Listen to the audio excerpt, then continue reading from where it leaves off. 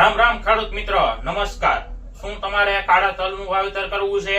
તો આજે આપણે વાત કરીશું કે કાળા તલનું કયું બિયારણ વાવવું, વીઘે કેટલું બિયારણનું માપ રાખવું, પાયા ખાતર કયું વાપરવું અને નિંદામણ નાશક દવાઓ કઈ વાપરવી અને કાળા તલ ઉગ્યા પછી આપણે કઈ નિંદામણ નાશક દવાઓનો ઉપયોગ કરી શકીએ અને કાળા તલમાં ઉગ્યા પછી આપણે રોગ જીવાત અને ફૂગનાશકનો કઈ દવાનો છંટકાવ કરવો તેના વિશે જાણીશું। તો હું જન યશ બીઆરએસ એગ્રી, આપણી યુટ્યુબ ચેનલનું નામ છે ખેડૂત ખાતેદાર અને આપણી દુકાનનું નામ છે રવિ રાંદલ એગ્રો સેન્ટર પડધરી, તાલુકો પડધરી, જિલ્લો રાજકોટ। તો ખેડૂત મિત્રો, કાળા તલમાં આપણે સારામાં સારી વેરાયટી જોઈએ તો કે અવની બ્લેક ગોલ્ડ, આ પણ સારામાં સારી વેરાયટી છે। બીજી વેરાયટીની આપણે વાત કરીએ તો કૃષિ વિકાસ સીડની કેવીએસ બ્લેક, આ પણ સારામાં સારી વેરાયટી છે કાળા તલ કરવા માટે। આ બંને વેરાયટી સક્સેસફુલ વેરાયટી છે, દમદાર વેરાયટી છે।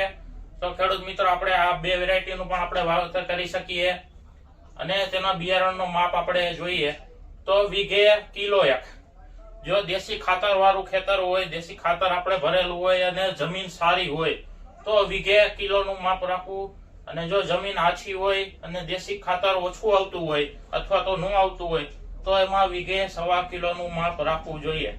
ત્યારબાદ જો આપણે પાયા ખાતરની વાત કરીએ કાળા તલમાં, તો પાયા ખાતરમાં ખેડૂત મિત્રો આપણે ડીએપી અથવા તો એનપીકે ખાતરનો ઉપયોગ કરવો જોઈએ।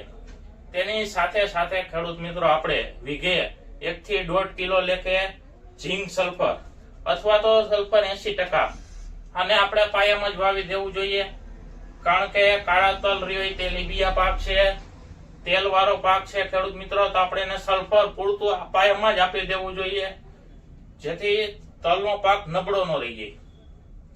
ત્યારબાદ વાવેતર બાદ જો ખેડૂત મિત્રો આપણે નિંદામણ નાશક દવાની વાત કરીએ તો આપણે એમાં પેન્ડી મિથાલીનનો આપણે ઉપયોગ કરી શકીએ છીએ।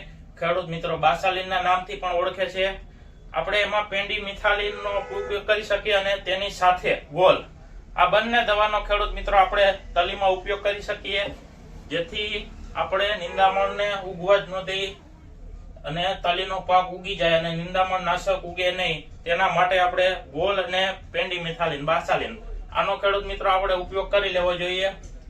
ત્યારબાદ જો તલી ઉગ્યા પછી નિંદામણ નાશક દવાની વાત કરીએ તો લાંબા પાન વાળા નિંદામણ નાશક માટે આપણે ખેડૂત મિત્રો કાવડ નામની દવાનો ઉપયોગ કરી શકીએ। પંપે 25 ml ના પ્રમાણથી આપણે આનો ઉપયોગ કરી શકીએ, જે ખેડૂત મિત્રો ટળગાના નામથી પણ ઓળખે છે।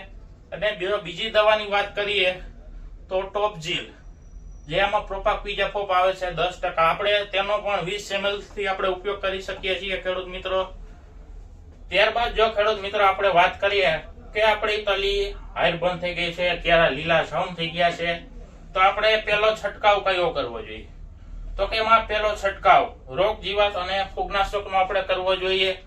મોલો મચ્છી થ્રિપ્સ કથેરી ચૂસ્યા જીવાત માટેની દવા તુફાન અને તેની સાથે સારામાં સારું ફૂગનાશક જે સુકારામાં પણ કામ કરે છે, કોન્ટેક અને સિસ્ટેમિક બંને રીતે કામ કરે એવું ચક્ર અને તુફાન, આ બંને દવાનો ખેડૂત મિત્રો આપણે તલી ઉગી જાય અને લીલોછમ ખેતર થઈ જાય ત્યારે આપણે છંટકાવ કરી દેવો જોઈએ ખેડૂત મિત્રો।